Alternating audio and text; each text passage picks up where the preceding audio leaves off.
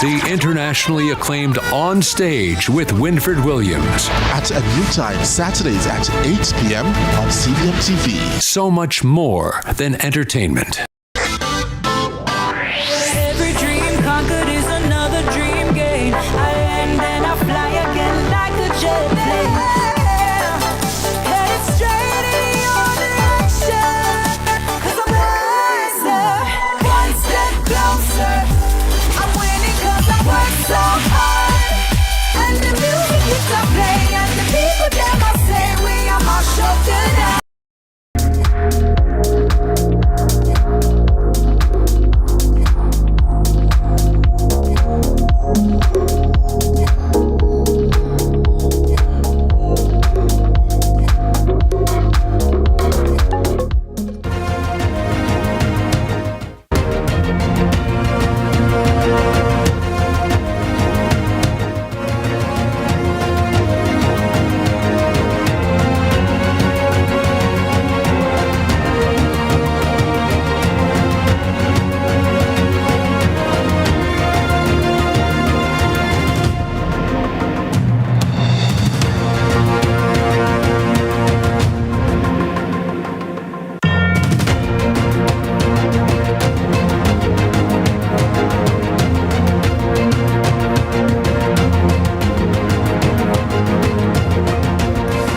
Good evening and welcome to Lead Story Prime. I'm Giovanni Dennis. Tonight we turn the spotlight on one of Jamaica's oldest and most controversial laws, the Obeah Act of 1898.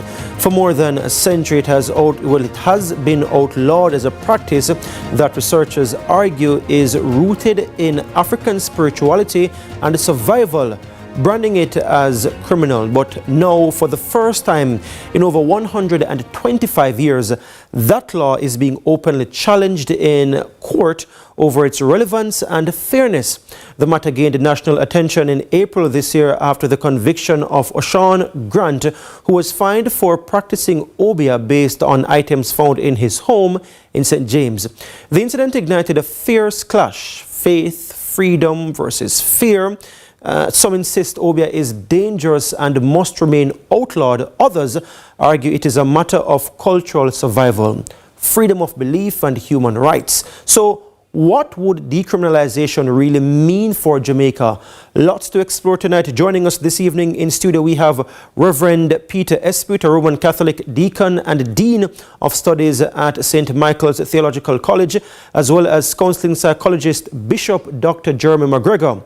On Zoom, we have Dr. Claudette Anderson, who is the President and Executive Director of the Unuche Foundation, and she's an Obeah researcher over 25 years researching Obeah. Professor Clinton Hutton, the claimant in the case to declare the Obeah Act unconstitutional. We also have on Zoom attorney at law representing Professor Hutton, Bert Samuels, as well as Director of the United Zion Revival Council of Churches, Bishop Juven Guthrie, and Bishop Rupert Bourne from the Zion Sacred Heart Christian Church International. And a little later, we'll be joined by the Acting Deputy Director of Public Prosecutions in Bermuda, Adley Duncan. So yes, we have a full house to thoroughly discuss this issue. Ladies and gentlemen, welcome to you all. But before we go to our guests, we want to look at a timeline and an overview. Now, firstly, let's look at a timeline of Obeah in Jamaica, starting with the early colonial era from the 1760s to the 1831. Now, Jamaica passed the first anti-Obeah law, criminalizing practitioners in response to slave uprisings like the Takis Rebellion. This is in 1760, the first Obeah law. In 1831, the Christmas Rebellion or Baptist War, led by Sam Sharp, highlighting the persistent link between Obeah and slave resistance. Now moving now to the post-emancipation era, the 1830s to the early 1900s. In 1834, slavery was abolished in the British Caribbean. Post-governments, including Jamaica's government here, quickly introduced new laws to control Obeah, shifting the focus from witchcraft to fraud and trickery. Now in 1898, Jamaica amended the Obeah Act to criminalize, essentially criminalizing anyone practicing Obeah or who was going to an Obeah man to seek services of an Obeah man. Now in the modern era, from the mid-1900s to present, Obeah laws consolidated across the Leeward Islands, modeled on the 1898 Jamaican law. From the 1980s to present, campaigns for the decriminalization of Obeah emerge and they gain popularity. And in 2025 now, the O'Shawn Grant case in Jamaica sparks renewed constitutional challenges against the Obeah Act. So then, before we go to our guests, let's go to Amoy Harriet with this overview. Hearing of the constitutional challenge to the Obeah Act of 1898 to decriminalize Obeah, we've come to St. Thomas and Portland to hear how Jamaicans feel about the developments.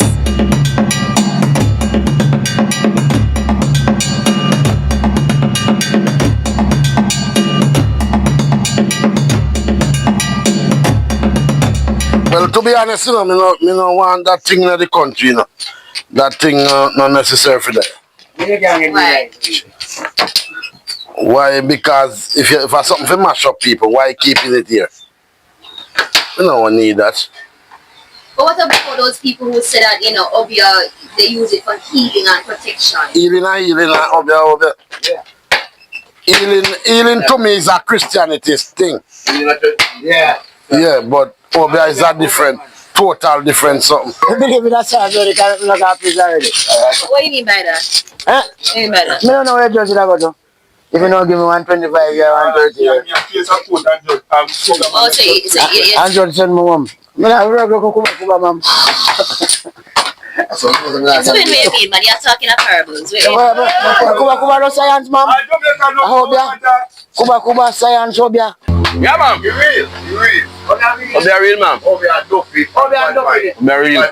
Obeah can be more than one something. So why you think it real? I really. But as long as it work, it real. I'm not paying people say, boy, this make it up, man, and that make it up. I don't want science. I hope I will never call. I don't support Obeah. I don't want Obeah argument. I don't believe in that. Prayer. Can't secure your olive oil and rub yourself and that church will get prayer. I don't think it exists. I think it's man over matter. And when we say Jamaica, people ain't think too negative thinking and negative feeling. Why people think people are better. If Obeah exists, I guess if I up with them where they then could have raised them up back and do something with them. And just far when somebody dead and just dead and that's it. I don't think it exists. And I think Obeah is real. Me go to church and I see stuff happen there. Where they say people do people stuff and whatever. But at the same time, if you can't turn to God, it really makes no sense because going to Obeah man, you only make it bad for yourself. Because remember this one God. Who believe in I, my brother. But I truly believe in God, man. Oh God. Who man can make rain fall, you know? Who man can make food there? Can he's a farmer, you know? The practice of Obeah in Jamaica dates as far back as the 16th century. It was brought to the island by enslaved Africans as an Afro-Caribbean spiritual practice. Now at the time, enslaved Africans used Obeah for healing, divination, protection, and resistance. Colonial authorities viewed Obeah as dangerous and submersive, so they tried to prohibit it. The 1760 Obeah Act was the first formal move to suppress it. It was amended in 1898. Now the act criminalizes Obeah, making its practice illegal and punishable by imprisonment. According to the law, Obeah, or Mayaism, is any pretended use of supernatural power or occult means for gain or to cause harm. Under the law, as written in Section 3, any person practicing Obeah shall be liable to imprisonment with or without hard labor for a period not exceeding 12 months. Now that act is still in place, and for the first time in over a century, it's being constitutionally challenged in court. The Supreme Court last Thursday heard an application which argued, among other things, that sections of the 19th century Obeah Act violate some rights and freedoms guaranteed under the Constitution, including freedom of religion, privacy,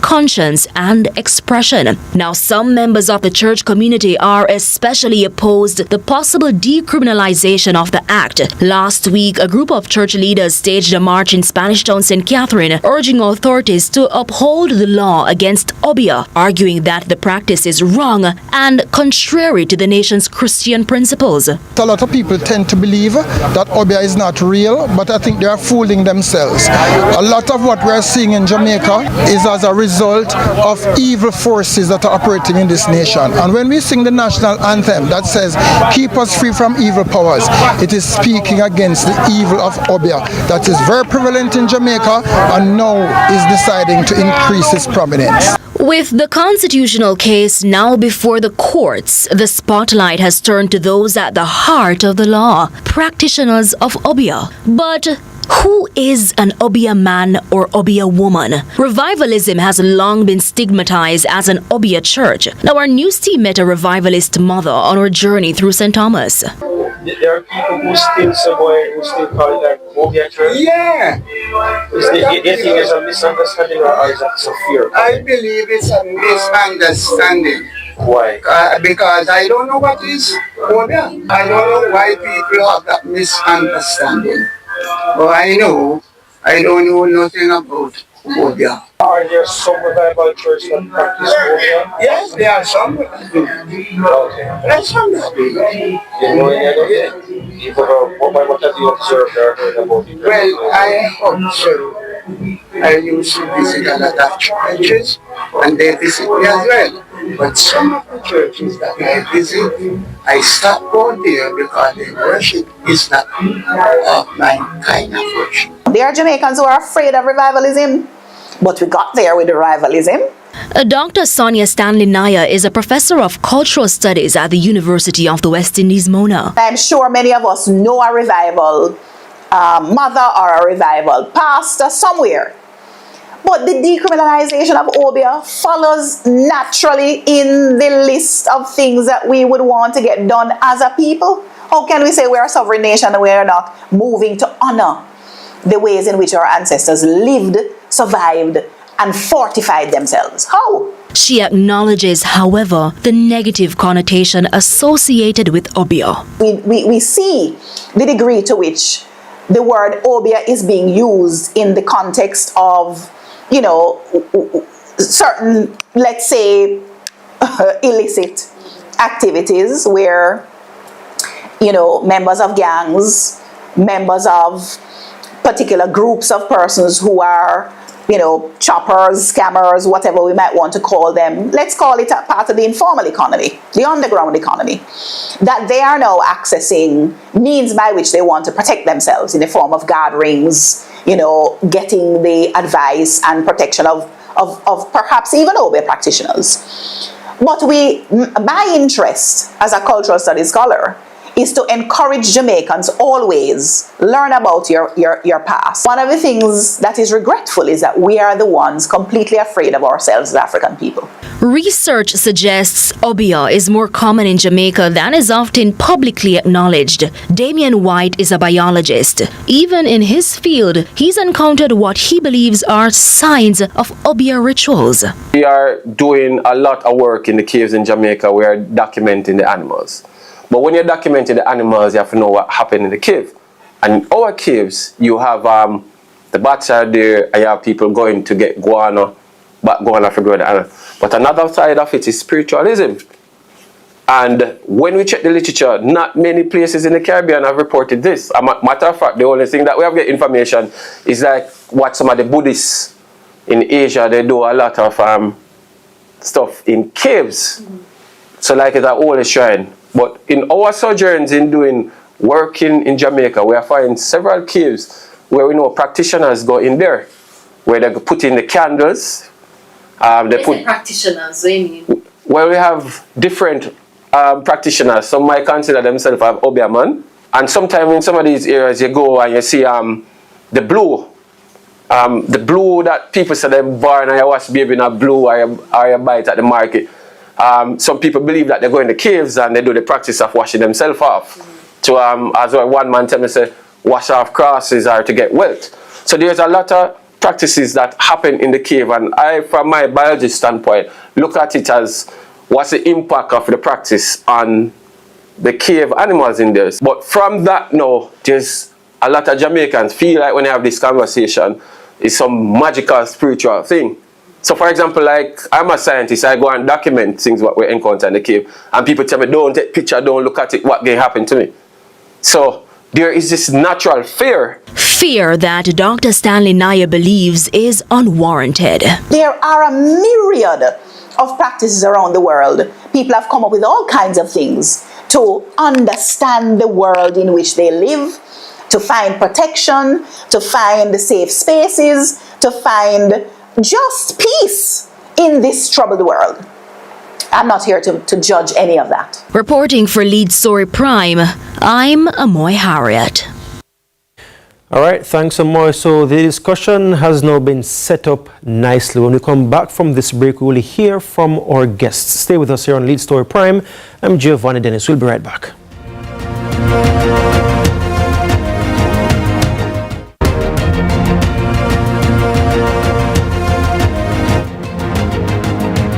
My name is Dahoni Adlam. I am 35 years of age. I'm Ruby Smith. I'm 83 years of age. The house, what I really been into, it wasn't wholesome. My house got burned down. It was terrible. I lost everything in the fire.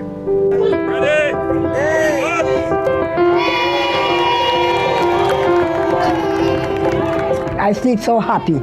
I'm happy that I have somewhere again. The new social housing program, I am happy because it gives me a second chance and others as well. The government, through the Ministry of Economic Growth and Job Creation, is building hope, one home at a time.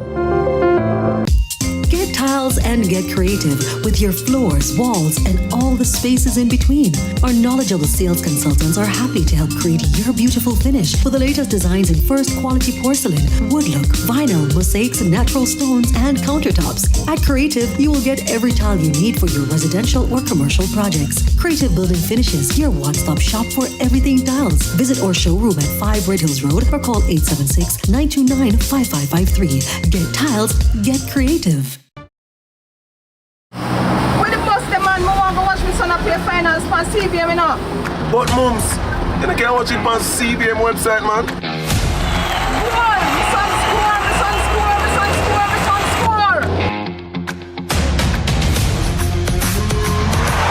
Greatness begins here.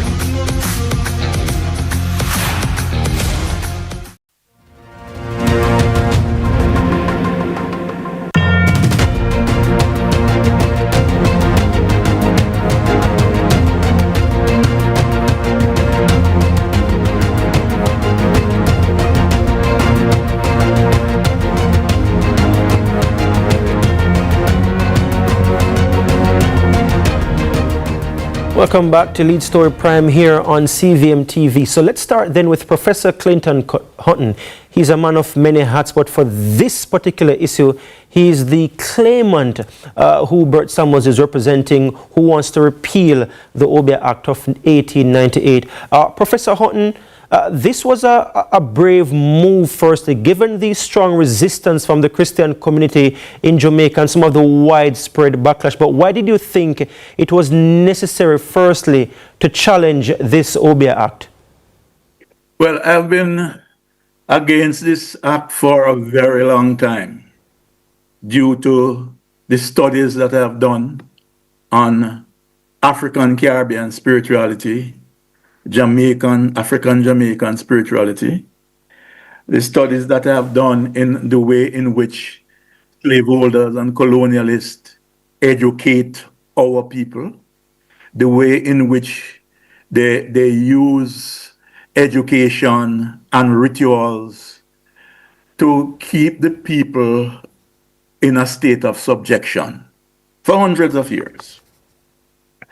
But the trigger for this, because even before that I've intervened in 2013, tried to get the administration along with other persons to repeal this law. But the trigger now is what happened to this young man in St. James. Oshan Grant, who was convicted earlier this year in April, yes? Absolutely, and the way he was treated. The way in which his dignity was desecrated by the person who should be protecting it most, the presiding judge. The police went into his house. They found candles burning or incense burning 4 corners of his bedroom. They found things on his dresser, talking about money, rain, African powers, money house. I don't see anything wrong with that. And of course, he had rings on to his fingers, which he claimed were for protection. No, there's a tradition of not just ring, but other means of protecting people. And they were used a lot during the struggle against slavery. Sam Sharp, Tacky, Nani. In fact, Nani was declared Obeah woman, an Obeah woman. So was Tacky. Right? So the thing about protection has a long history in Jamaica and the struggle against colonial subjection. But the way in which this young man was treated, that first of all, it is the police who determine that these things that he had are Obeah implements, right? And they can actually say anything is an Obeah implement. And then when he told the judge that he had the candles up and so on because he could not sleep. His belief is that if you burn incense, you burn candle, you might go to bed. You might be able to sleep. The judge told him to take magnesium and to read passages in 2 of the books of the Bible. I was incensed about that. It's a violation of his constitutional rights, but it's just a violation of the man's right to believe what he wants to believe. And I want, from that perspective, I want to know, bring in Bert Samuels, who is your attorney in this matter. Bert Samuels also identifies as a Pan-Africanist, just to make the point clear there. Bert Samuels, is it true that the 2011 Charter of Fundamental Rights and Freedoms changed everything then about how constitutional law is dealt with, because it speaks then to the right to privacy? And as Professor Hutton is just mentioned right there, his right to privacy was violated. It's more than that. The Constitution before 2011 amendment always protected privacy and always protected the right to freedom of religion. So it really didn't start in 2011. It started even from 1962, because the colonialists, for example, in Anguilla, which is a colonial state, Obeah has been decriminalized. So that it's a paradox is that the colonial masters have moved away from this habit and we are hanging on to it. But to come right up to now, there is a freedom of religion, freedom to disseminate your religious beliefs, that you can publish pamphlets, and freedom to have institution that trains you in that particular religious belief, like Bible schools. And that's a freedom that the Jamaican Constitution protects. That has nothing to do with whether I believe in one particular faith or the other. I'm here to make sure that Rastafarians, Christians, Muslims, any religious practitioners are protected. And it just happens that the law that offended that young man in the privacy of his home, he was not speaking to anyone. He was in his own home. He didn't have a client. He was meditating to himself. And there are people who dare to say that that is right, to criminalize a religious practice. I don't think that when the woman was caught in the act of the adultery and she was to be stoned and to be treated like a criminal, the same Christian Jesus that I believe in put a stop to it. You don't criminalize. So it's inconsistent with religious belief for you to make a criminal out of a person's practices, or if they're even doing wrong. To make it criminal is awful. If you look at 1760, Obeah laws were put in place, but slavery was legal. So the Obeah man couldn't work in 1760, but the enslavers could be branding us with hot iron for 80 more years. Slavery continued without it being illegal. And we are embracing that contradiction. I'm horrified. You believe this is a viable case to repeal the Obeah Act based on some of what you said? What are some of the other reasons that you've set out in the challenge, in your claim that Professor Hutton has instructed you to put forward? It's freedom of conscience. In other words, if the conscience is, if this young man in Montego Bay felt that his inability to sleep would be cured by a particular belief, that is his freedom of conscience. Freedom of the privacy of the individual. That is, when a person is practicing their religious beliefs, for the police to be given a license to enter their homes and enter wherever they are practicing and violate and trespass on them, that's another constitutional right. Freedom of communication. That is, the Obeah man is not able to publish a magazine. He can't go on TV, J, or any other station, CVM, on a Sunday afternoon like the Indians do and promise to heal you if you give them X amount of money. That means they have a right to communicate their particular religious beliefs. That's the Indian practitioners in Jamaica. But once you look black, then you are condemned by your own color. And that's a part of the discussion that should happen tonight. Why can an ethnic minority in Jamaica do the same thing that they're accusing the Obeah man to do, and no pastor is on the pulpit preaching against the Indian practitioners of believing that they will get back your boyfriend or get back anything for you? Can't we see the contradiction and the self-hate that we are practicing?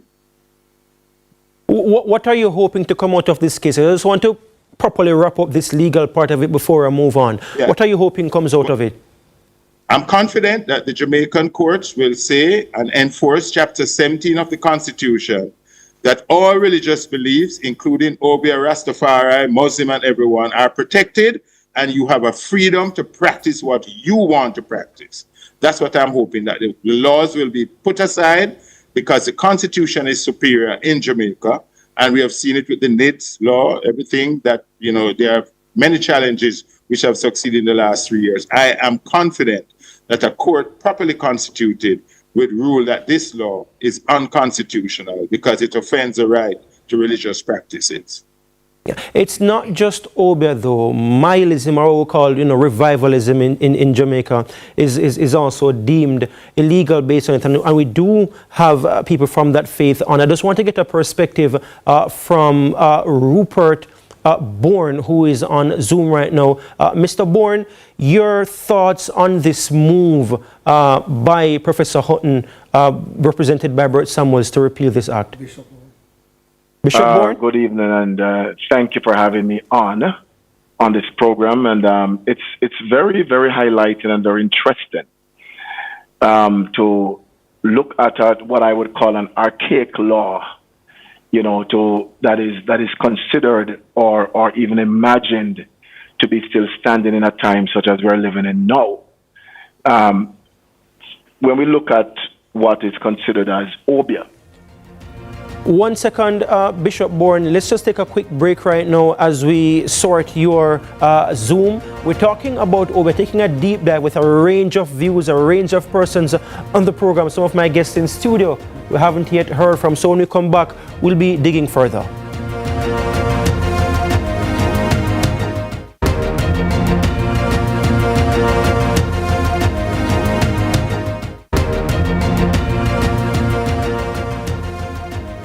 Your journey with a Jane Bank Small Business Loan with small business loans with as little as $10,000 and up to $4 million. The time is 8:30. Let's delve deep into the issues.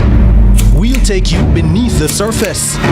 Greetings and salutations. My name is Orville Higgins and it's another edition of Fan Central. Talking to the people at the heart of the top sporting stories. Hear from your favorite sportsmen and women and the administrators who work tirelessly to make it all happen. It's live sports talk. I've written an entire article. Yeah. Looking at all the major issues every Tuesday at 9 p.m. It's Fan Central.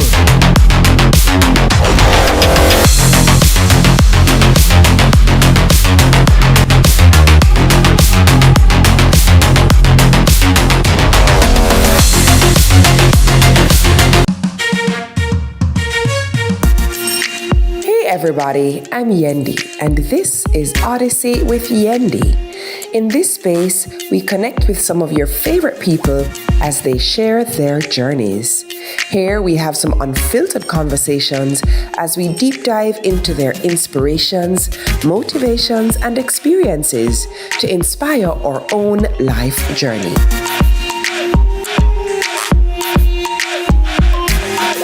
Odyssey with Yendi, brought to you by Grace, Singer, and IslandNet Services.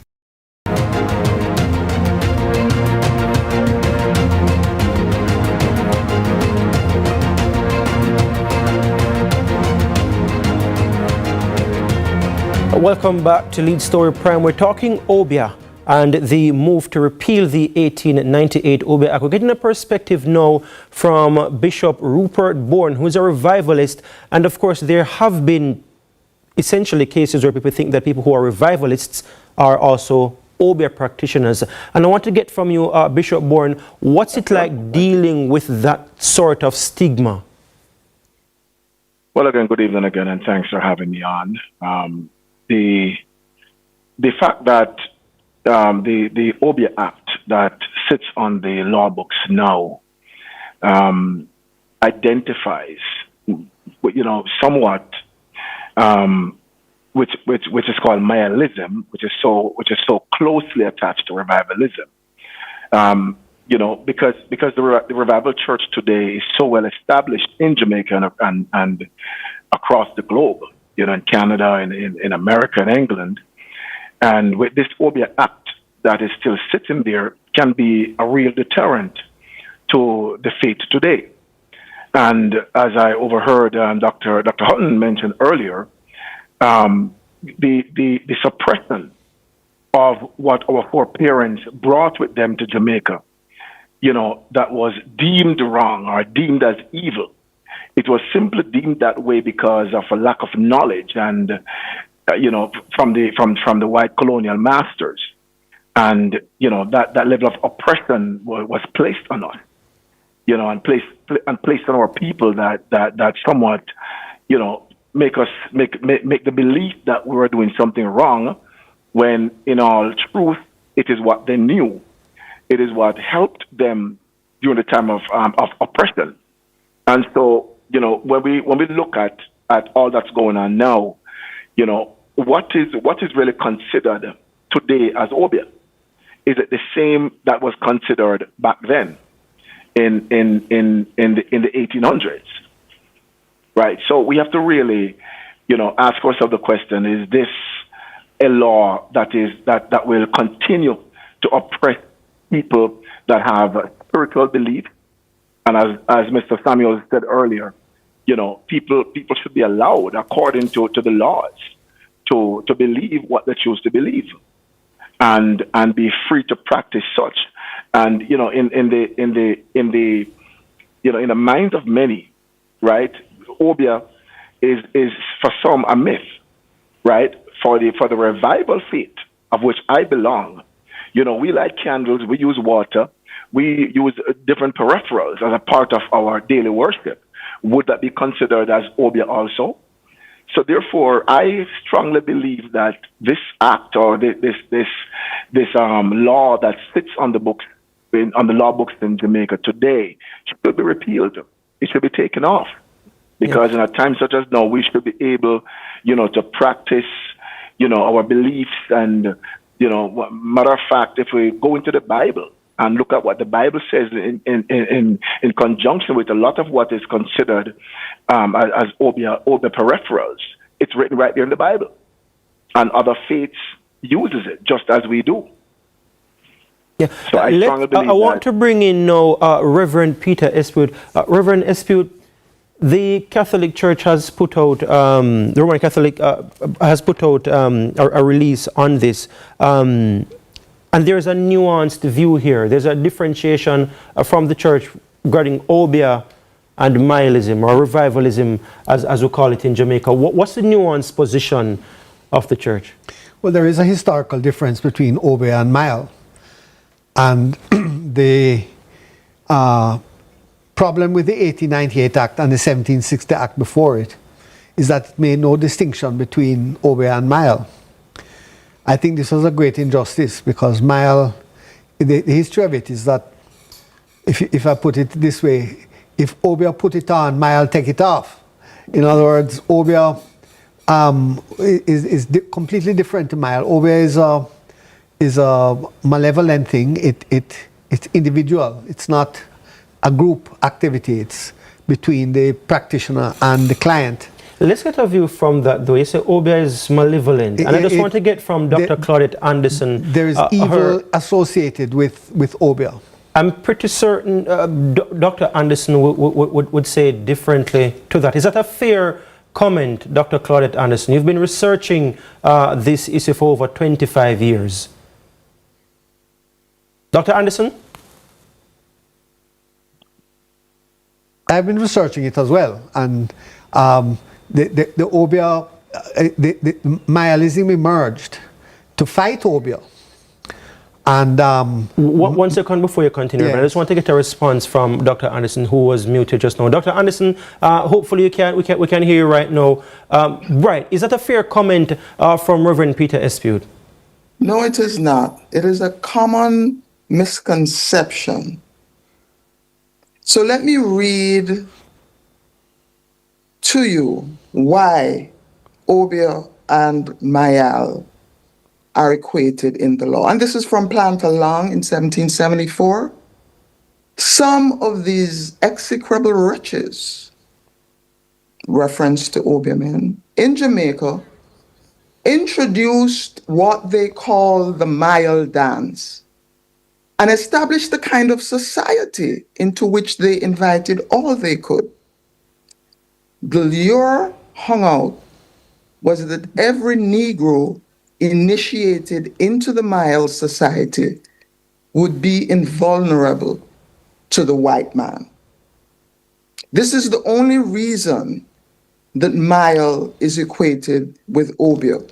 The Afrocentric view would that they be one and the same. When you go to an individual doctor, the doctor is not evil because he has a one-on-one with you. And he's not good when he goes into the community and does more communal prescriptions and healing. You cannot use the fact that, quote unquote, the misunderstanding that Obeah is individual practice and Mayal is communal practice, that one is good and one is evil. Okay, pause right there, Dr. Anderson. Let me just bring back... I don't regard Edward Long as a theological authority to quote on this matter. Long, of course, the reason why in 1760 the Mayal and Obeah were made illegal was because Tackley and his followers used Obeah, they said, to protect them against the white man. Of course, that was nonsense. But to say that, therefore, because Edward Long calls Mayal and Obeah the same thing, that therefore Mayal and Obeah is the same thing, is a non sequitur. I'm sorry, doctor. I can't accept your so the opposite would also be true. Did you the ask reason the why African? the reason why let him finish, Dr. Anderson. I'll come back to you, Dr. Anderson. Just allow him to finish. Because it's individual. I never said that Obeah is individual and therefore it's evil. That I never said that. Please don't misquote me. I'm making a distinction between Obeah and Mile, and I'm saying There's Obeah no is distinction. individual and Mile There is is communal. no distinction. I'm not saying by virtue of that, therefore Obeah is evil and Mile is good. I didn't say that. Please don't misquote me.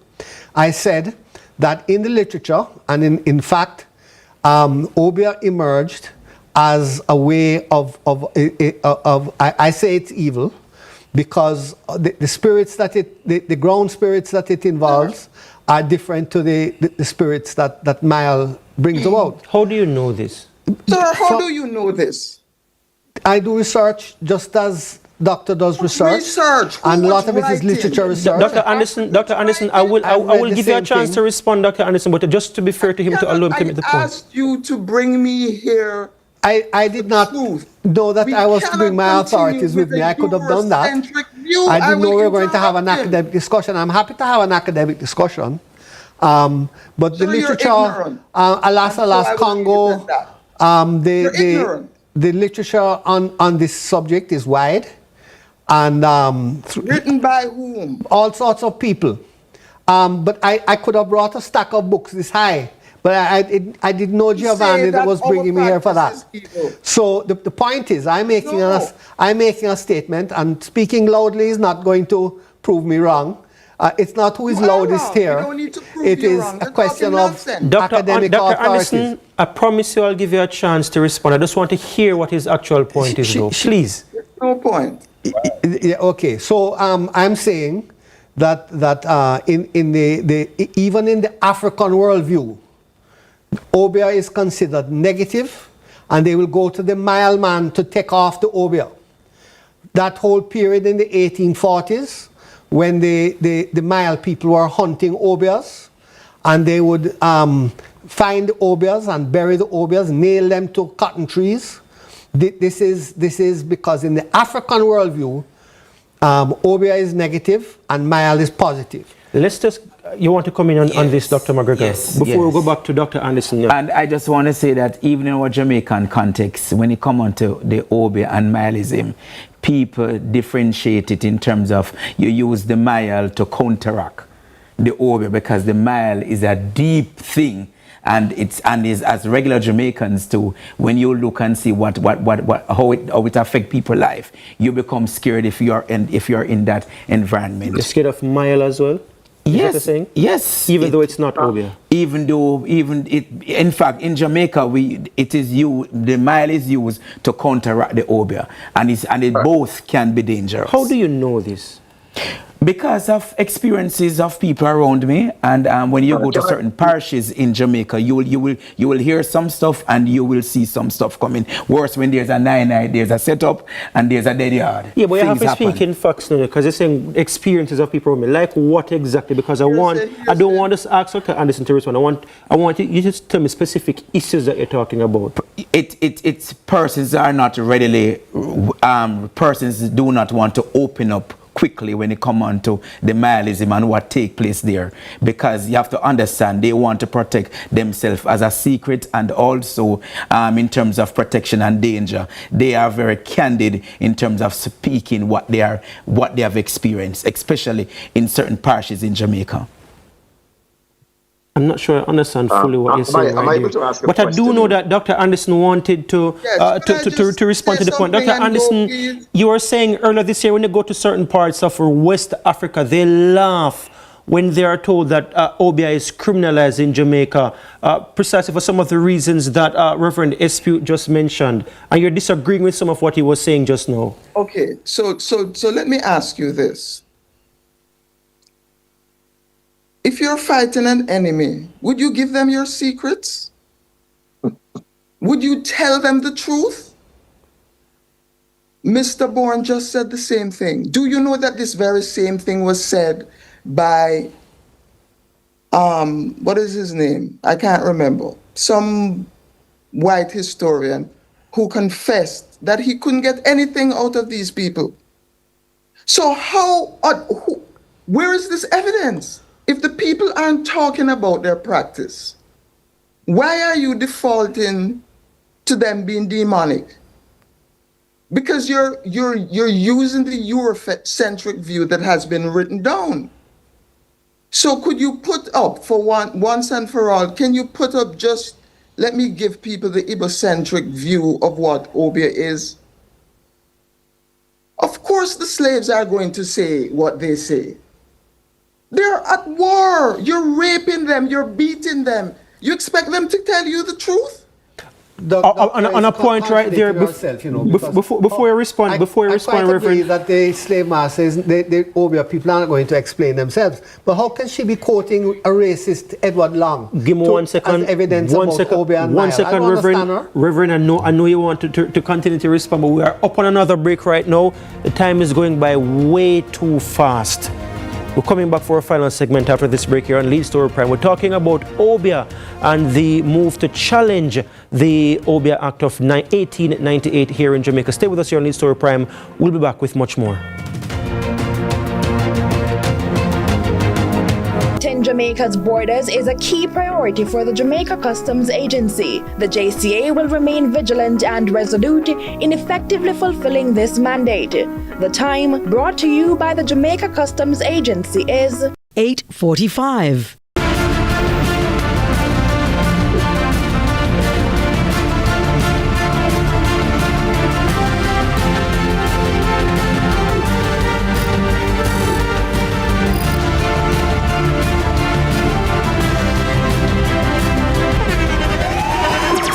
The internationally acclaimed On Stage with Winfred Williams. At a new time, Saturdays at 8 p.m. on CVM TV. So much more than entertainment.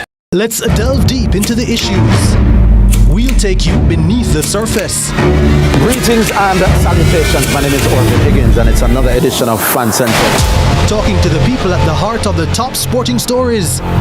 Hear from your favorite sportsmen and women and the administrators who work tirelessly to make it all happen. It's live sports talk. I've written an entire article. Yeah.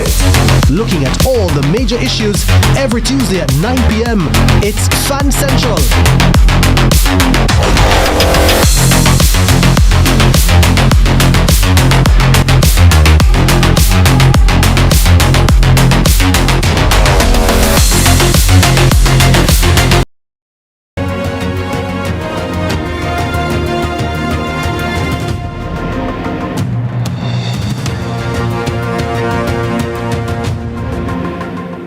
Welcome back to Lead Story Prime. Very heated discussion here looking at the move to repeal the Obeah Act of 1898 currently before the courts here in Jamaica. You were speaking just now, Reverend Espute, responding to Dr. Anderson. All I was saying was that I agree with Dr. Anderson that the practitioners of Mile and Obeah are not going to tell anybody their secrets. Certainly not going to tell Edward Long their secrets. For Edward Long to be quoted as an authority in this matter, I find it ludicrous. But I think just some of you, just simplify. When you say Edward Long, who is Edward Long? Just so people can so a white English historian. He owned Lucky Valley Estate in Clarendon, and he was also a member of the House of Assembly, and was around at the time of Taki's Rebellion, and basically had a vested interest in making Obeah and Mile illegal, and I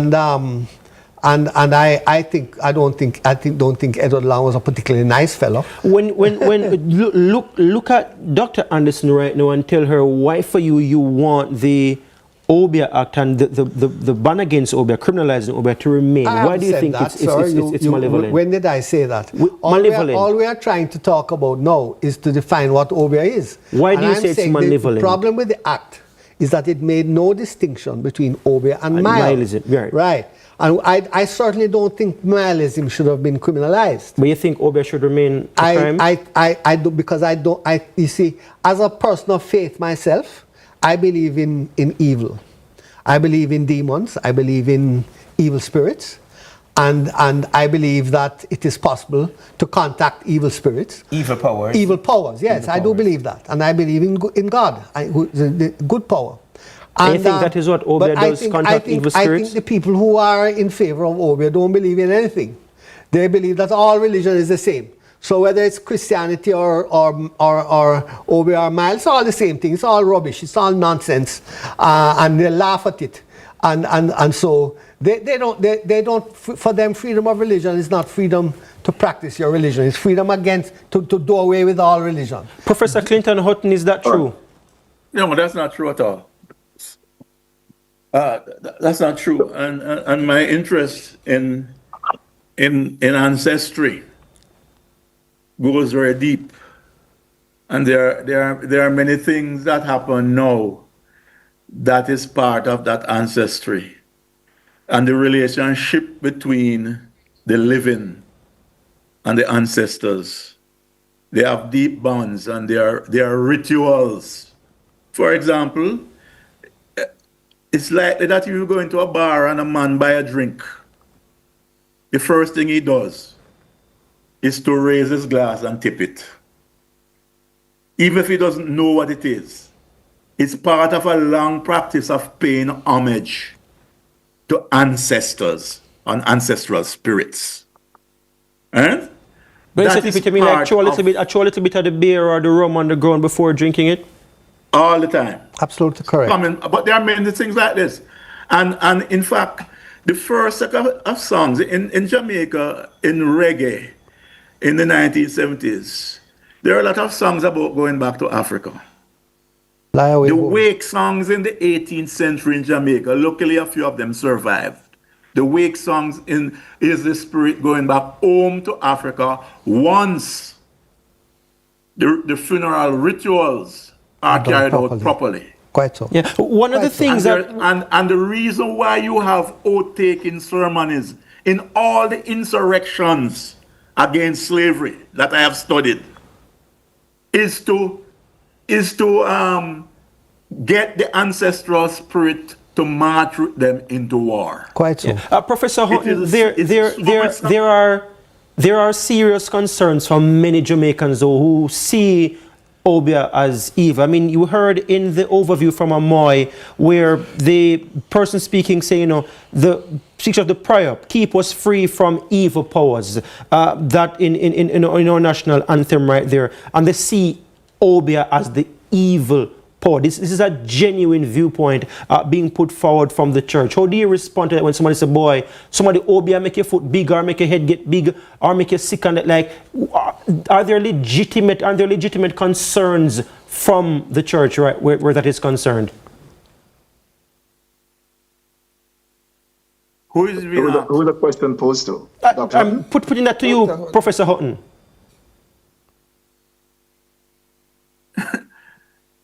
No, look, we have a saying in Jamaica: belief kill and belief cure. That's a popular saying in this country, coming from a long way away. If we understand what happened to people who were enslaved in Jamaica for 329 years, who were forced to eat human excrement, who were castrated,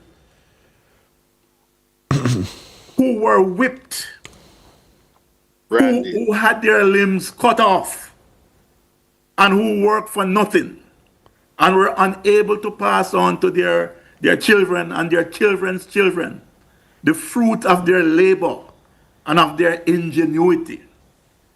We would understand why, for example, in revival, one of the most important spirit is what we call River Mama. Let's get a view then from Bishop Juven Guthrie on this. She is of the United Zion Revival Council of Churches. She was having some technical issues earlier, but she's with us now. Bishop Guthrie, your thoughts on this? Do we keep it illegal, Obeah crime, and Mile as is, as a revivalist, or do we repeal the act? Your thoughts? Okay, so I've never done good evening, everyone. I've never done an extensive research, like say on Obeah, but based on my estimation from what I've been growing and learning, I do know, or I think my own estimation that Obeah is some sort of magic that will probably cause some misfortune to others. And in my own belief, I would not support something that is going to bring misfortune to somebody else. And I said, I have not done extensive research as Dr. Claudette Anderson did, but based on my own knowledge, I think there should be some amendments to the act, because I'm sure we in the revival faith we do things that people would consider to be Obeah, and it's not. Okay, so in short, in 10 seconds from, because you're a little bit out of time right now, unfortunately, Bishop Guthrie, what needs to happen going forward? They mentioned amendments to say what exactly in the act? To clearly define what Obeah is. Precisely. So that, to clearly define what Obeah is, so people have a full understanding of what Obeah is, and so what is right from what is wrong, because we don't want to have that misconception of Obeah as revival as being Obeah, or Obeah is revivalism. So we need to make that clear, make that clear to the people so they fully understand what that is, so they're able. Bishop, but from a cultural point of view, Jamaica here, Obeah is seen as something negative, dangerous, cause harm to family, communities, and a nation. So it's not a practice that you want to embrace. And as a church, we will always see it as destructive. Because is it right because the church doesn't like it, though, to see it as destructive? Should it be illegal because the church doesn't like it? If that too, based on biblical principle. We cannot cannot embrace Obeah as a good thing as a nation. But as how do you identify? said it earlier, Bert, someone said it earlier, that it's inconsistent with religion. It's inconsistent with Christianity to shut it down. I believe, even although Mr. Bird said earlier that he doesn't hear pastors preaching against the Indians and the whatever, and that's not even true, because we speak against even those type of practices going on in Jamaica and in the world. Okay, Dr. Anderson, before we go, in 20 seconds, what needs to happen now going forward, and what is the Inuchi group and others like you calling for on this matter? I was going to ask you to show the graphic. We want to at least give people the original conception of the term Obeah. It was never negative for our people. It's negative for some other people. And this is why the young lady who was interviewed in St. Thomas says she don't know anything about that. Because that's not what she's doing. She's healing people. So I don't know where Reverend Espute comes from with these demons and nonsense. Can we have a discussion where we start where the people who the term belongs to, we start with them and their definition and not some other people's definition. And that, Ms. Guthrie, is good for you to say, let us determine what this thing is and stop imposing Eurocentric views on African spirituality. The law needs to be repealed, because if people are going to argue that the law is based on Judeo-Christian principles, they should know that the Bible that came to the West Indies in 1807 was a doctored version. It was actually a slave Bible. So when you're here talking about Christian principles, please, people, Unuchi Foundation is about knowledge reparation. There's a lot that we do not know. Thank you so much, Dr. Anderson. For you, final word, Reverend Espute, and I see you want to come in as well, Dr. McGregor. Yes. Doctor, go ahead, please. I was saying to Dr. Claudette, people will say that the Obeah is not dangerous and it's a healing thing, and it's just a facade, Doc. It's dangerous. The practices and the belief and the different powers and principalities, it's dangerous, Doc. It is. The people that I'm listening to are saying that it's dangerous and that it's evil. The people that Dr. Claudette is listening to says it's not evil. Knowledge. So I think it's a question of the people we're listening to. Why did you bring the holy water tonight? I mean to say this is holy water that we Catholics use by, I guess, the same act that would make us Obeah as well. I don't know. I mean, I'm quite happy to carry. I have it in my car. Where you get it from? I am a deacon. I'm allowed to bless water and make it a holy water, and we use it to run duppy. And Catholics do that. And people bring. And I guess by the same token, the Unuchi Foundation and others are saying, why shouldn't people who practice Obeah be allowed to do that? Well, I'm saying the issue is that we are certainly not Obeah, and I quite agree with the good